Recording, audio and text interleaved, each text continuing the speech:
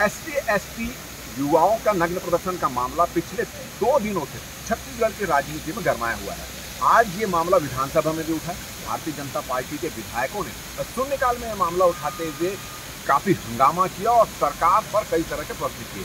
उन्होंने कहा कि इस तरह का प्रदर्शन इस बात को साबित करता है कि एससी एसटी वर्ग के युवा अपनी मांगों को लेकर कितना परेशान हो चुके थे। जिस मांग को लेकर वो लगातार आंदोलन कर रहे थे, सरकार के पास जा रहे थे, सरकार जिस पर कोई ध्यान नहीं दे रहा था, उसके कारण मजबूरी में उन्होंने इस तरह से नग्न होकर उनको ये आंदोलन करना पड़ा। और इसको लेकर शून्यकाल में भारतीय जनता पार्टी ने जब ये मामला उठाया तो सत्ता पक्ष के विधायकों ने भी इसका जवाब दिया। उन्होंने कहा कि ये जो पूरा करा धरा है वो भारतीय जनता पार्टी के कार्यकाल का है। ये जो जिस मामले को लेकर एससी एसटी वर्ग के युवाओं ने जो प्रदर्शन किया वो पूरा मामला हम आपको समझाने की कोशिश करते हैं।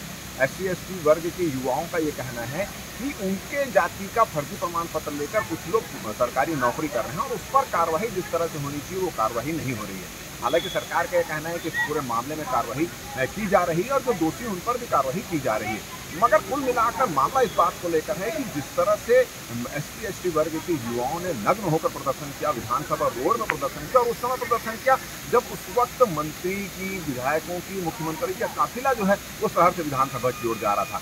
और इसमें एक बड़ा प्रश्न चिन्ह ये भी है कि पहले जो ये युवा हैं वो पहले उन्होंने बाकायदा इसकी सूचना मीडिया में दी थी, तमाम लोगों को दे चुकी थी कि वो नग्न होकर इस तरह से प्रदर्शन करेंगे। उसके बावजूद भी इन युवाओं का 2 दर्जन से अधिक युवाओं का रोड में आ जाना और प्रदर्शन करना, अपनी बातों का करना, और यही बताया जाता है कि वो तो कुछ मंत्रियों के और विधायकों के गाड़ी के सामने भी आ गए। तो ये काफी गंभीर मामला था और इसको लेकर लगातार राजनीति गरमाई हुई है।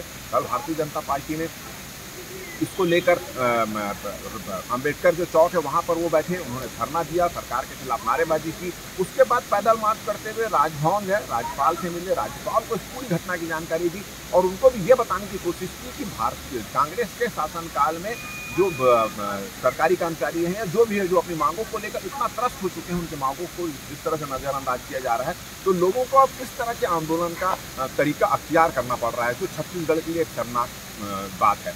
उन्होंने इस पूरी घटना का जिक्र करते हुए राज्यपाल से अनुरोध किया है कि जो भूपेश सरकार है उसको बर्खास्त किया जाए और इसकी सिफारिश जो है उन्होंने की कि राष्ट्रपति से भी इसकी मांग किया जाए। ये मामला भी ठंडा नहीं हुआ, राजभवन गए थे कल भारतीय जनता पार्टी के लोग और उसके बाद आज विधानसभा जब मानसून सत्र का दूसरा दिन था तो शून्यकाल में भारतीय जनता पार्टी के सदस्यों ने इस पूरे मामले को उठाया। इस मुद्दे को लेकर काफी गहमागहमी सत्ता पक्ष और विपक्ष के बीच में गहमागहमी होती रही।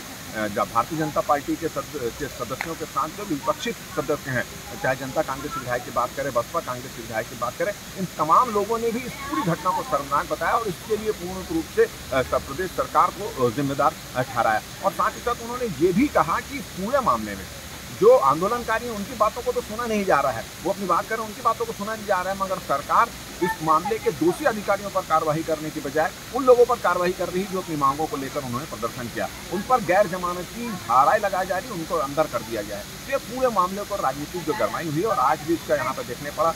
तो निकाल पर जब सत्ता पक्ष और विपक्ष के लोग आमने सामने हो रहे थे, काफी इसको लेकर नारेबाजी हो रही थी, शोर शराबा हुआ, तो सदन की कार्यवाही को 5 मिनट में स्थगित करना पड़ा। और जब सदन की कार्यवाही खत्म हुई, जब भारतीय जनता पार्टी के सदस्य आए तो फिर इसी मुद्दों को लेकर उन्होंने हंगामा किया और उसके बाद वो गर्भगृह में घुस गया और गर्भगृह में घुसकर इसको लेकर नारेबाजी करते रहे। जैसे कि परंपरा है कि गर्भगृह में जाते ही सदस्य निलंबित होते हैं, भारतीय जनता पार्टी के सभी सदस्य निलंबित हो गए, हालांकि कुछ देर बाद उनको बहाल कर दिया गया। अब ये दूसरे दिन ये मामला दिन भर राजनीति इसको लेकर चलती रही और सत्ता पक्ष के लोग भी इस पर अपना पक्ष रखकर है। अब भारतीय जनता पार्टी के पास क्योंकि ये मुद्दा मिल चुका है, बड़ा संवेदनशील मुद्दा मिल चुका है, तो वो इसको लेकर अभी लगातार राजनीति कर रही है। और कल जो जानकारी मिली है कि भारतीय जनता पार्टी एससी मोर्चा के जो कार्यकर्ता हैं वो विधानसभा, प्रदेश के सभी विधानसभा मुख्यालयों में, विधानसभा स्तर पर इसको लेकर सरकार के खिलाफ जो है एक शव यात्रा निकालेंगे और उनका मुख्यमंत्री का पुतला भी इस मामले में दहन करेंगे। तो कल भी इस मामले को लेकर सदन से लेकर सड़क तक की लड़ाई इसमें देखने को मिलेगी, धरना प्रदर्शन आंदोलन इसको देखने को मिलेगा। तो कुल मिलाकर भारतीय जनता पार्टी के चुनाव के कुछ महीने पहले एक बड़ा जबरदस्त मुद्दा मिल चुका है। भारतीय जनता पार्टी के नेता इसको लेकर लगातार जो है वो राजनीति यहाँ पर कर रहे हैं और यही आरोप सत्ता पक्ष से जो कांग्रेस के विधायक हैं वही लगा रहे हैं। तो जिस तरह से माहौल बन रहा है इस पूरे मुद्दे को लेकर, उससे ऐसा लगता है कि मामला शांत होगा। भारतीय जनता पार्टी इसको आने वाले दिनों में और भी कैश करने की कोशिश करेगी। तो IDT 24 के यूट्यूब चैनल खबर विभाग में फिलहाल इतना ही, मुझको तो नहीं ज़्यादा, तो आप देखते हैं IDT 24 और खबर विभाग। नमस्कार।